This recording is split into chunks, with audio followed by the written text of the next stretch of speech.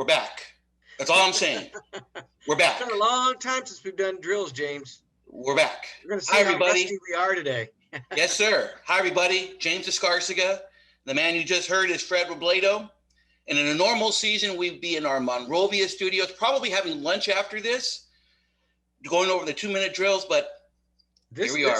This is the future, James, working remotely from home. I don't know if we're going back to a studio. I don't think there's a studio for us to go back to. This is 2021 and beyond. And I'll tell you what, we went to I met you at the football game this past Friday, Damien, at Servite. God, it felt like we were picking up in mid-November, as cold as it was outside. It felt like a playoff game, but it was good to be back. In the stands. I know it wasn't packed, and hopefully this fall we'll see packed stands again and everything will be back to normal. But right now, James, these next we're done with 1 week. We've got 5 weeks to go, 5 weekend games to go. There's going to be a lot every Thursday, Friday, and Saturday. There's going to be games, so there's going to be a lot coming at you right away. So let's get going. Let's do some drills. Yeah, hey, Freddie, before we get to the games, let's just quickly talk about last week, so to speak. We did have some really good games last week, and I want to just hit them real fast here. Let's just talk about the Damien game with Servite. Just your thoughts on – I thought Servite looked really good, Freddie. Yeah, Servite did look good. They're ranked top 5 in if you look at a lot of the rankings in Southern California, they're right there with St. John Bosco, Mater Dei, and then there's the Centennials, Servites, and Mission Viejos. I mean, those are the teams. So when I look at Damien, and we get back to Damien, I'm going to throw that game away. I'm going to throw away the scrimmage a week before against St. John Bosco, because probably every team in our area gets beat the way they did. They held their own in certain stretches. They weren't absolutely terrible. I know it was 42-6, held their own. This weekend, and we'll talk about it in the drills, is when we know a lot more about Damien and what 23 transfers since 2019 really means. La Habra had a last-minute cancellation with Mission Viejo. They go down to Chaminade, to the San Fernando Valley, and from all reports, Freddie, they look pretty darn good. Yeah, both teams, they had about 8 hours to prepare for that game, so they neither one of them had any video on each other. La Habra was supposed to play Mission Viejo, and kudos to those teams for being able to work it out and play a game on such short notice. And this is what COVID's going to do. This is 2021. You're going to have games made in the fly like this when there are cancellations. And they went out there, typical street game where you're going to go out, you don't know anything about your opponent, you're just going to play. But La Habra has proved time and time again they can play with anyone. I think Tarek Fatal, our Daily News guy, kind of played that game down, called it a glorified scrimmage. Forget that. They went down there and they beat one of the best teams in the San Fernando Valley. That's what La Habra does. They do it year in and year out. They're good for a few wins like that. They play with a chip on their shoulder, and they've always played with that chip on their shoulder, Freddie. And it goes back to when Frank first started over there at La Habra, and you could just see it every year. They play these games against upper opponents, and it just gets them ready for that Mission League, for that Freeway League, and then for the playoffs. Man, it's a major advantage that Frank has. Gets them ready for the Freeway League. James, the Freeway League is so easy for them. They should play the Freeway League schedule first and then play these non-league games, the last 3 or 4 weeks of the season to get them ready for the playoffs. I think it works in reverse order for them, and sometimes not to their advantage. One other game we want to mention. Yeah, you're right. You're totally right. One other game we wanted to talk about quickly, Freddie, turned out to be the game of the night, which was the game I attended, which was Miracosta and St. Francis.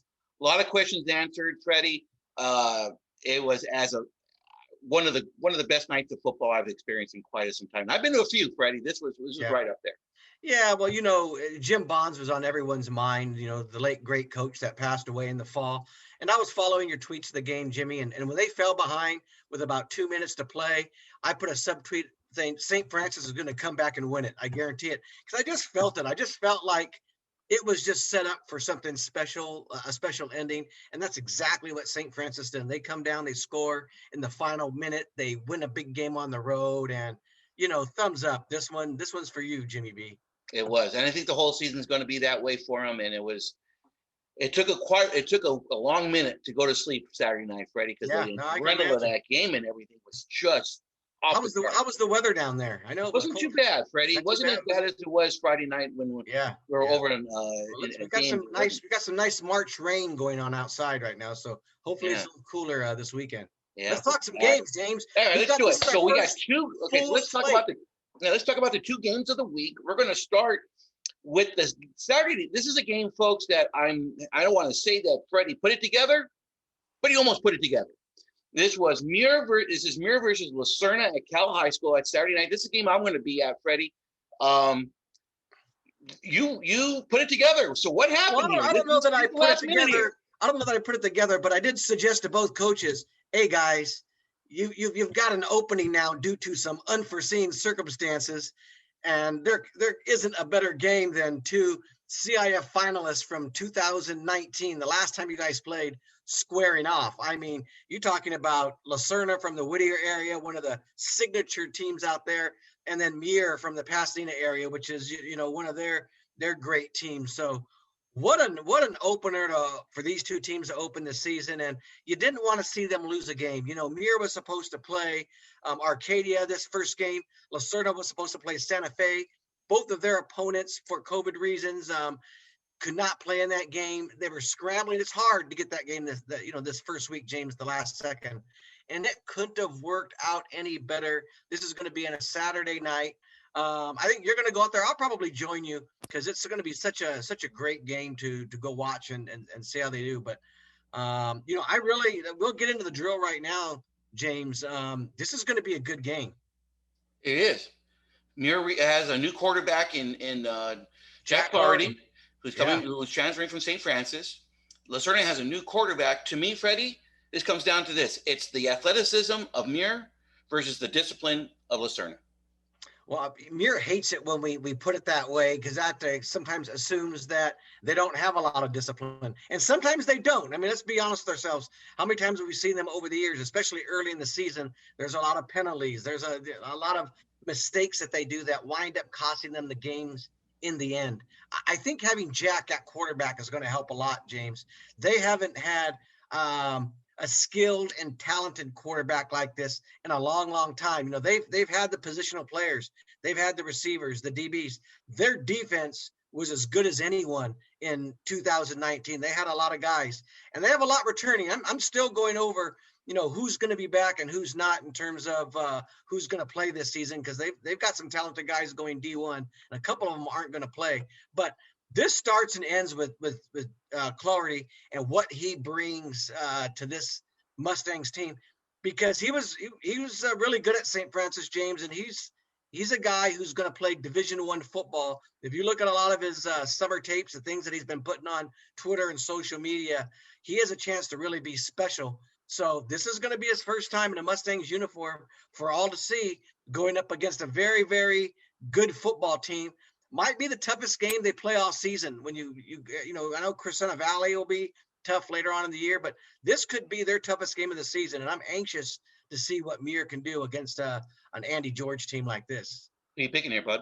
I'm taking Muir. I think Muir's going to go down there and get the job done simply because there's a new quarterback over at Serna. And I just like Muir. I think they've been they've got the athletes on offense, and I think Jack's gonna get the ball to them, and they're gonna do their thing. And I think defensively, Muir's gonna do enough to get the job done. Who do you got? I'm taking Serna here, Freddie. I'm gonna take the discipline. I think the defense that Andy George had with the personnel he has coming back on defense is huge.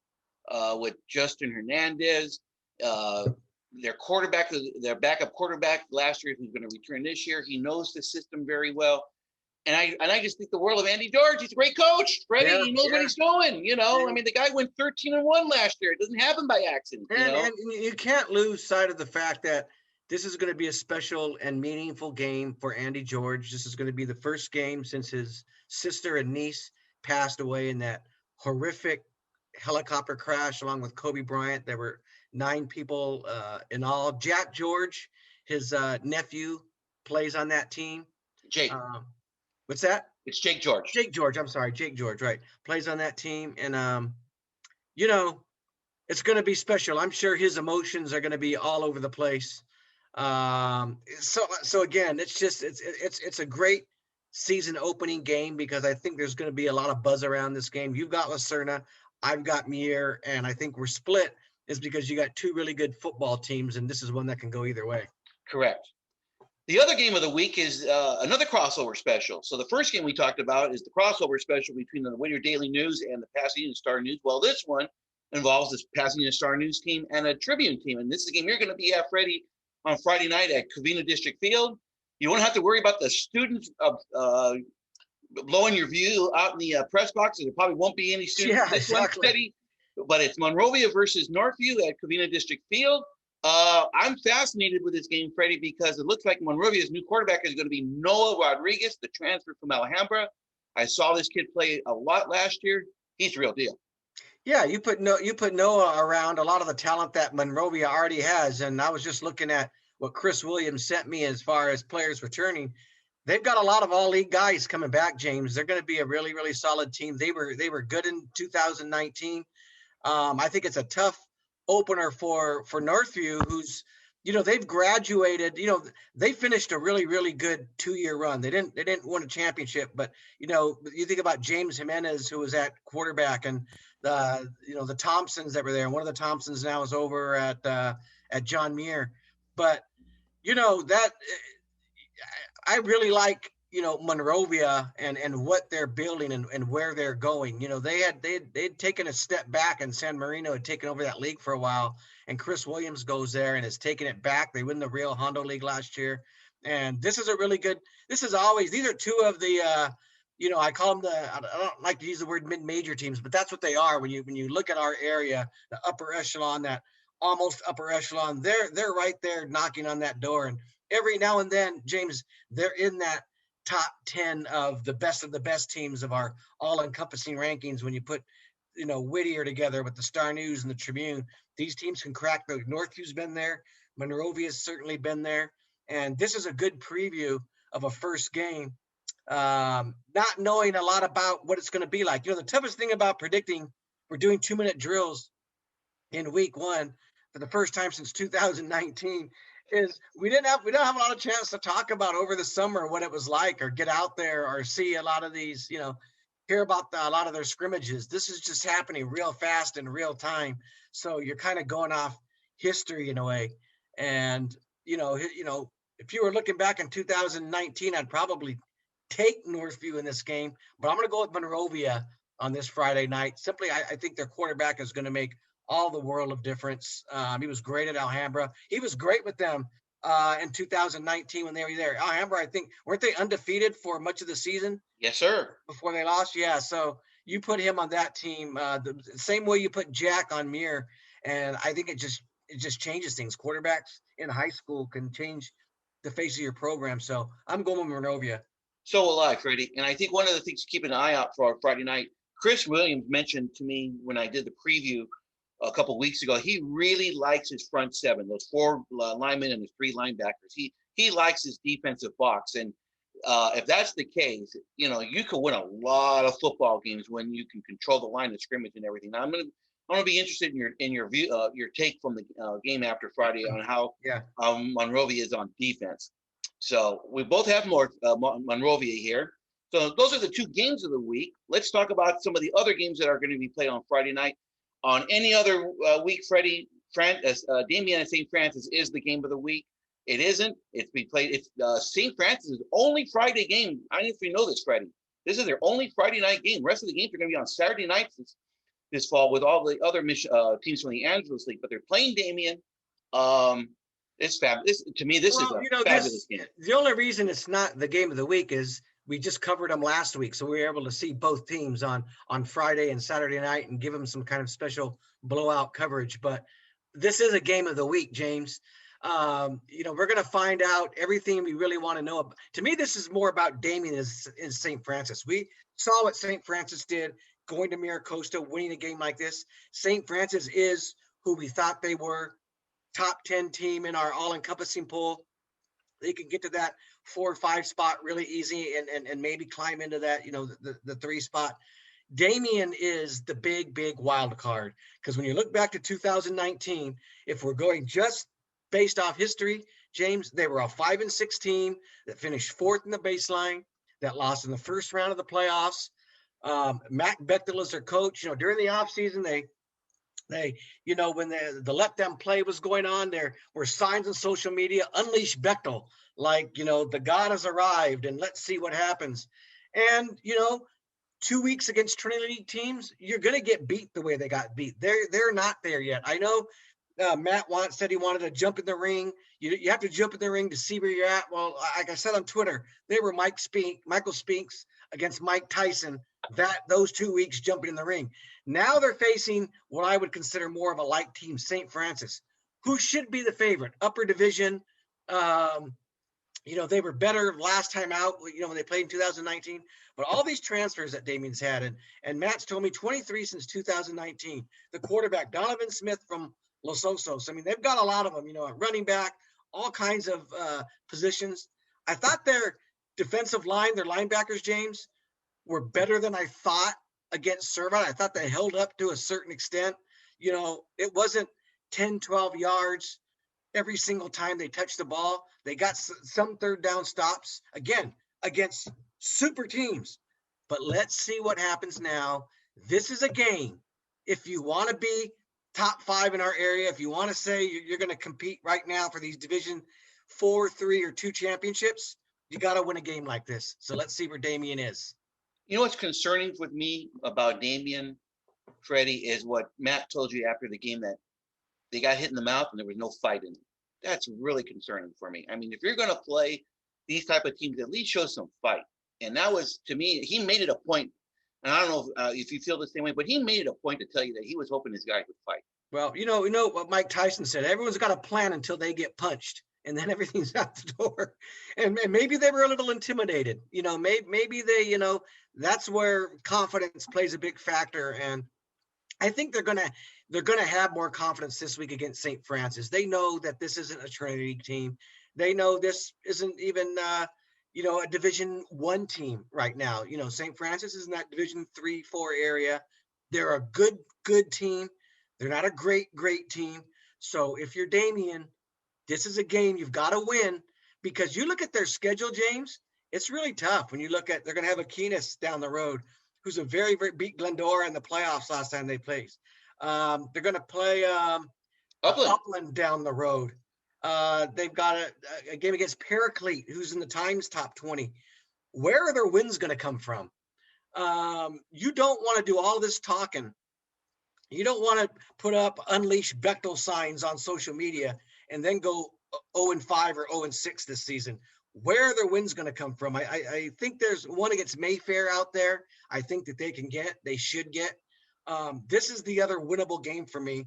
So I'm going to say Damien goes to St. Francis. And gosh, this is so hard to say, because this is going to be the first home game without Jim Bond. So they're going to be facing a lot of emotion too. But when the game starts, this is a game Damien has to win. So I'm going to pick Damien to win this game. What do you think? Well, it is a close game here, Freddie. I think one of the things we have to watch for in this one, and I wouldn't have picked this up watching it on TV, but on the sideline with St. Francis, Freddie, we had a lot of guys that were cramping up. Max Garrison, I think one of the biggest questions, and I put this out on Twitter yesterday, is if you're the St. Francis coaching staff, you have to find a way to keep, keep Max Garrison on the field without, I'm taking too many pitches, so to speak, if you're if you're a pitcher. Yeah. I mean, there were so many guys cramped up, but to me, the best player on the field for St. Francis was Evan Jernigan. 3 sacks. He caught, I think 110 yards in receiving yards. He scores the game-winning touchdown. That is the dude that Damien's going to have to account for right away, because he can play. I'm taking St. Francis. It's a close game. Close game. Again, just like the game we were talking about earlier, Muir and Serna, this is another, to me, toss-up game. That's why you're going St. Francis. I'm going with Damien. And James, you know who else was cramping up in that first game of the year? Who? Me, yours truly. God, I could. My feet were just cramping all over the place. I was drinking water, sitting there too long. I wasn't used to it. I've got to get straight for all of these games. Hopefully it won't be as cold this weekend, but yeah, the old man here was cramping up as well. Okay, leave that alone. I'm not going to say anything otherwise and all that. Hey, let's go through a couple games here real fast here, Freddie. Just knock them out here. And I think we both kind of know where we're going to go, but I just want to hit about a couple of these. Look, Thursday night special, Los Altos at Cal High. For me, I get to see the Rodriguez brothers again. Those kids are fun to watch. Yeah, and his name escapes me. They also have their quarterback back, James, who was really good that season. And the brothers who are going to Black Hills State. I mean, you're right. Los Altos, they're a really good team. I have them right up in the upper echelon of the top 20. They finished second to Diamond Ranch in 2019. I want to say they got to the second round of the playoffs. Yep. They're going to be really good. I think they're the best in the Hacienda League this year. So I think this is a blowout game at Cal. I don't know what you think, but I think they're going to go there and just put one on them. I'm picking the upset here. I'm picking Cal. Are you crazy? I'm picking Cal. They Why? have the returning quarterback coming back, Noah Castillo. They got their leading rusher coming back from last year, Vance Johnson. Give me those double-digit points. I'll take them. I'm taking Cal here in the upset. Yeah. This is like Sierra Vista stepping up to face one of our upper division teams. I mean, they look good, but Cal, you're right. Cal is. They're in the tough. They face this competition. They go against La Serna. They go against El Rancho. It's not anything they haven't faced. I really shouldn't disrespect them and call it a blowout because again, we don't know everything about these teams. But I really like Los Altos. When you look at the two brothers and the quarterback back, they're just a solid team. And it's Los Altos. It's Travis Brown. Yeah, I got LA by 2 touchdowns, James. Okay. Sounds good. Glendora at Diamond Ranch. Fun game, and I want to see who's going to play at quarterback for Diamond Ranch now that Chris Miller's gone. But, and talking with Brandon Moore last week, he really likes his team, Freddie. Yeah, that's Cade Miller, who's Cade Miller, excuse me. I'm sorry. Yeah. Diamond Ranch, again, one of those teams I haven't talked to their coach. I was looking at their roster today when I was putting the rankings out. They lost a few good players. They're going to be a lot of guys who were sophomores and juniors who are going to be taking over. But again, they were a really deep team. When you go back to 2019, they won one of the toughest leagues in our area in the Hacienda. I remember that first game against Almont, they only lost by, it was a 20-0 game, but they hung with them for a long part of that. But, we'll see. They've had some guys, I think, transfer out, James. I don't know what they've had transfer in. I know Glendora is pretty loaded. Glendora is going to be really good. They've got JT Greep, one of the best long snappers in the country coming back, but it's not just him. They've got kind of talent all over the place. I think, Brandon Rohr had it going the last time out. They lost a tough game in the semifinals in 2019. We really thought they might be a championship team, and I think they're going to just build on that. So I'm going to take Glendora in this game. Right with you. Leave it at that. Bonita at Don Lugo, and it's fun for any football fan in the area when it's Bogan versus Gaino. Yeah, and they've got their quarterback back over Sean Chestrup, coach. Yeah, I mean the kid threw for like over 3,000 yards. He's close. You're close. 2,622, but you're close enough. It felt like a 3,000-yard season. I mean, the kid was just fantastic, and you've got him coming back with Bogan. What more do you really need to know, James? I mean, that's everything else. They'll work around the edges everywhere else, but you've got Bogan and Jastrab, and right there, you're one of the best teams in the area. I like Bonita. No question. What will Coach Gaino say? I don't have the bullets. I don't have the bullets. Yeah. And they haven't done a lot of practicing this year. If you talk to Coach Gaino, and I think Bonita's been. Let's just say they've been working out a little more than some of the other teams for a while now. So they're going to be ready to go. This game I'm really looking forward to because I'm going to be there on Friday afternoon, Freddie. And kudos to the people of the city of Pasadena. They've opened up the Rose Bowl this year to get some of these high school teams to play in their stadium. And for Pasadena Poly, they're playing Rio Hondo Prep at the Rose Bowl at 3 o'clock on Friday. I mean, if you're a player on either of these teams, Freddie, this is almost like a dream come true. You're playing in the Rose Bowl. This is the National Little Man Championship game. It is. It's on Saturday. It's on Friday. Friday at 3 o'clock. Yep. 3:00 in the afternoon. It's going to be nice. It's going to be daylight the entire time. And what a treat for these two schools. Pasadena Poly, this is their only game of the season. They're just playing one. Rio Hondo Prep will have just played 2 games. They blew out Trinity Classical in their opener last Friday. So this will be the final game for both teams. And the reason they're just playing 2 games for Prep and 1 game for Poly, James, is these are really small schools who depend on multiple athletes.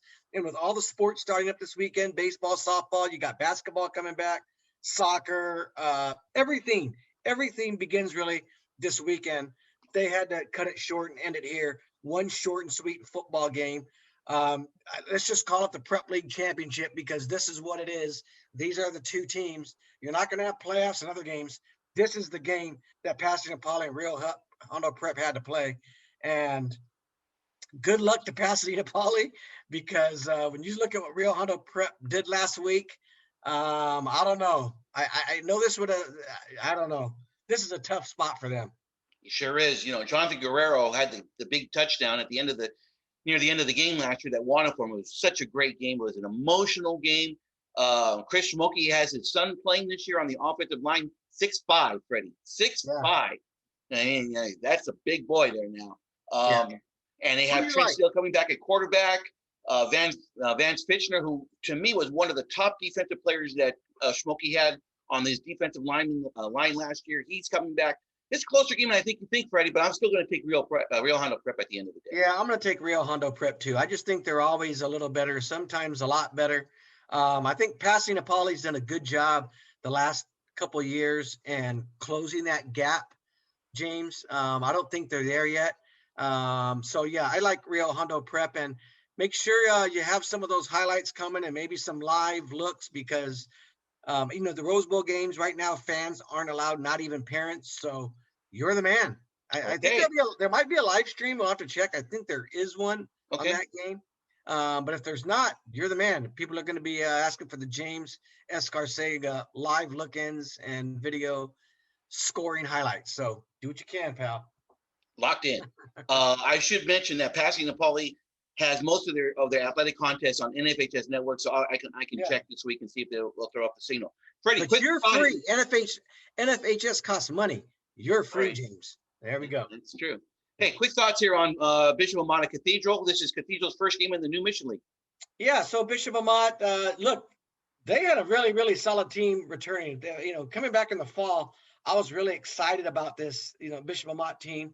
I think they were going to be favored to win the 3rd straight Mission League title, and they probably are again this year.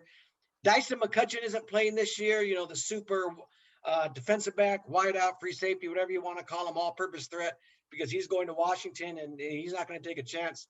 But other than that, they've got everything else coming back, James, and they're going to be really solid. And this isn't really the game I worry about. I shouldn't say worry, or I'm concerned about with them losing. I think next week I think it's Alamany that comes in. Is it Alamany? Yes, that's going to be the game. That'll probably be the game that I go see at Kiefer. And we'll see where Amat's at. But Amat's good. They're going to be good again. We're just going to see what all this rust really means. They're traditionally, they don't start fast during the season. They're kind of slow starters, and Haggerty and the crew do a great job bringing them along. So, there's not a lot of time now. So we'll see what happens. But they've got a lot of talent on paper, even with McCutcheon not coming. I'll take Amat too as well. Yeah. Welcome to the Mission League, Cathedral. Yeah. It's going to be tough times, so to speak. This ain't the Angeles League anymore. Quick game here. Garden Grove at San Dimas. Our man over at San Dimas, the coach over there, Mark Holman, tried convincing me that Garden Grove's a really good team, Jimmy. They're really good. Well, they lost last week to Costa Mesa 16-7. Ryan Bullock is back for San Dimas. Quarterback Jacob Okola is coming back at running back. That tells me that this game could be a running clock by the end of the night. Yeah, I mean, maybe it is. I mean, San Dimas, look, Mark's done a great job. He's done the best job with them. I think winning the Valley Vista League, I think it was a little bit of a surprise in 2019. I think a lot of us thought it was Northview to lose, and they come in there and win it. They got all the way to the semifinals, Jimmy, before they lost. They lost some guys, but they've got a lot coming back, and they have a system that just works. That's hard to figure out, especially a first game of the season. So yeah, it wouldn't surprise me if game one is a blowout for San Dimas. Burbank is playing Pasadena. We got to check to see where this game is at here, Freddie. Maybe at the Rose Bowl, or It's remember, all Pasadena Muir games are at the Rose Bowl. This game is supposed to be at 6:00 following the Pasadena Poly game. Perfect. Right. Okay. Well, they're taking on Burbank. What's that? They're taking on Burbank. Burbank and Cornell. That's the quarterback over at Pasadena. I think Dante Cornell. Correct. Dante Cornell, who threw for 1,600 yards last year. They got Mackay Fox back at running back, who can catch and run the ball. But Burbank's usually pretty good, Freddie. Burbank, yeah. Burbank's always good. Burroughs, Crescenta Valley, Muir. That's why the Pacific League is always, there are about 4 or 5 teams that are really strong. This is one of them. It'd be interesting to see how Pasadena fares in this game. They've had some guys come into their program, some transfers, and they've been kind of quiet about it. We don't know all of them or who they are. I'm still trying to figure that out, but they've got a certain coach over there named Robert Maxey who does a really good job getting guys in the program. He did an incredible job at Arcadia helping them, and that catapulted that school to a championship. So anytime you have him on your sidelines as an assistant coach, there usually talent follows him. He was one of the big guys when everything was shut down, running a club team that was playing in Arizona. So he hasn't stopped being around football, being around a lot of the best local kids. So I'd be really curious to see what kind of product Pasadena puts out this weekend. I'm going to stick around for that first half of the game and check them out, see what they look like on Friday. I'm taking Pasadena here. You could probably make, I would make this probably a Burbank -3 game, -4. Yeah, I'm not going to take Pasadena this yet. I'm going to have to see it to believe it. I'm going the other way, Jimmy. Well, there you go. Okay, cool. Last game here, Freddie. South Pasadena is at La Cañada. This is the Rio Hondo League opener, and we mentioned this game, Freddie, because La Cañada's quarterback, Eben Ostry, is a transfer from Rosemead to La Cañada because Rosemead's not playing ball this year. This is one of those games when I do the Saturday morning column, I'm looking at this game real closely here, Freddie. Yeah, and let's be honest, these are one of those games when I tell you, James, we didn't have a lot of time to scout every team in the area or to kind of figure out what's going on. These are 2 teams I don't know a lot about except for the history. But they've got a transfer quarterback in. God, I don't know. I think I'd probably take South Pasadena though. I'm going to take La Cañada here, Freddie. Jason Sarcina, who's the second-year head coach of La Cañada. The buzz on the street is this guy's working. He's getting kids to buy into the program over there. He's keeping the kids on campus. It's very hard to build something when you've got a school that's maybe a driver away that's really good in St. Francis. But I like what I'm hearing. Yeah. And for a kid like Ostry to come from Rosemead to La Cañada is a big thing for a year, and this is something you can get something going. You can get that momentum going, and maybe you can contend with Monrovia down the line. So I'm going to take La Cañada here in the matchup. So Freddie, we got all these games, but we have different points of view here. This is what we're looking for here on our 2-minute drills here. Hey, over underline on how many games get canceled this week. Oh wow, good question. I say 1. I'm going to put the over-under at 1 because I'm going 4. You've got to realize that testing is no longer required, and I'll be curious to see how many schools actually do test. I mean, every Tuesday we check the case rate. If it's in between 7 and 14, teams got to test. If not, then they don't have to test. And last week when you looked at that last-minute cancellation at Mission Viejo, they happened to test on that, I think, Monday or Tuesday, and it came back, some players in the program. So I think it's going to be up to a lot of school districts. A lot still want to test because they think it's the right thing to do. But you're not required to. And a lot of them have the mind that, if soccer and other sports aren't testing, why should football? If the county and the California Department of Health say we don't have to, then why should we? So, and you can't argue that because all year long we've been saying, follow the guidelines from the California Department of Public Health. So if they say they don't have to test, then I think most of them won't test. And then it's going to be up to, different players, individuals, people are going to, may get sick. There have been some of the cancellations we've had haven't had to do with team testing. Simply Someone Okay. not feeling well, they get a test, they report it to their AD and their coach, they're around their team, so they've got to go in quarantine. So those are the types of things, James, are going to happen more than I think with team testing. And kind of my final thoughts as we wrap up this Yep. first 2-minute drill is it's great to just have high school football back. I think you were one who never thought this day would come last weekend. I was starting to lose faith, but I started feeling better about it the last month or so. And look, they're going to play a handful of games. Some are going to play one like Pasadena Poly. Some are going to play 6, perhaps like Damien.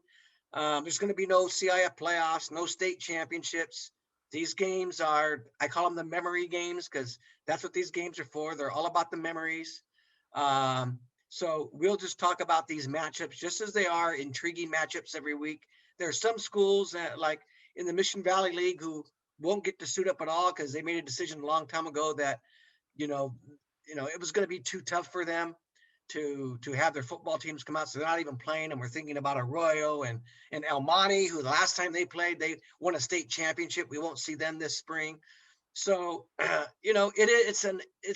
is what it is type of season. This is what the coronavirus has done, but we're playing some games and you see some of the excitement and the thrills on some of these players' faces. I'm glad that in a lot of places, at least the parents could go, because that's what it's about, the kids and their parents and these memories that they take with. That's what you take with you, right, James? You don't take Absolutely. away, you don't Steve Fryer said, take anything else away with you except your memories. Steve Fryer likes to say it the best. As guys like ourselves, we like to fill up scrapbooks, and that's what we're going to be doing here up until June or July. I'm going to just take my reporter's hat here and put my coach's hat on here real fast. I think these 5 or 6 games are so big for sophomores and juniors. You get these games, you can evaluate them, see where you're at with it, so that when we get to the fall this year, you really have a great idea what your team is going to look like. And I think for teams like Bishop Amat, and I'm thinking St. Paul, you've got them aggressively ranked in your top 20 this year. These are going to be the type of games you can really find out what your team's going to be about in 2021 when you think about it. Yeah, right? yeah, no doubt about it. No doubt about it for the team. So hey, let's just we like to do at the end of our games, Freddie, or at the end of our videos. What's on tap this week? You put out your top 20 today. We got the games to watch that we put out today. Tomorrow we got players to watch. Yeah, we're going to do player rankings tomorrow. I'm going to focus on the offense and you're on the defense. And these are kind of the top 5 positional players at each one. It's going to be a real quick hit look just to kind of give you an idea of some of the players to watch this season. And then the week, everything's going to go fast. And then we get into, Thursday previews and Thursday games and Friday previews, Friday games. There's games on Saturday. And this weekend, baseball and softball is starting up. Their season starts and it's the full, long season. I think a lot of area soccer teams are starting to get games scheduled. They had a problem with the assigner for a long time. So those are going fast. You've got volleyball up and running. I talked to, Damien when I was there on Saturday and we were talking about basketball. It looks like Damien's going to start getting in the gym and doing the type of mandatory college testing you need to get in the gym and practice. And hopefully they can start scheduling games in a week or so. So we're going to have a lot going on, James. This is never, you got to remember, this has never happened before in the history of high school prep coverage where you've had football, boys and girls basketball, baseball, softball, boys and girls soccer, everything for a couple of weeks will be going at the same time. First time in history. And it's going to be happening for the first time in history during COVID. We're not out of the water yet, people. Wear your masks and be safe. Not by any stretch of the imagination. But this beats the alternative, Freddie. Yeah. The alternative was 3 months of reading and everything else. Now we can actually get to do some work. So I am not complaining at all. It's going to be fun. We got a lot of stuff going at you. And then I just want to mention real fast, Saturday for Sunday, I'm going to do the Saturday morning quarterback. We're going to really aggressively hit hard on the games that we weren't able to staff. We want to give mention as many guys as we can. And we'll have a take or two about the action from Friday as well. But we really want to hit those games that we aren't hard. So this is kind of like my plea to all the coaches and parents out there. If we're not at your game Friday night, the easiest thing to do, go on Twitter, tag me and Freddie, Get us your the stats of your top players. We're going to put them in. I promise. We're going to get them in on for the Sunday column, and I can't wait, Freddie. It was nice to be back on the field Friday. Albeit it was. I'm not going to lie with you. It was cold. And the last thing, if anyone's listening, yes. Go ahead and look on. Every Monday I put out the schedule for the rest of the week.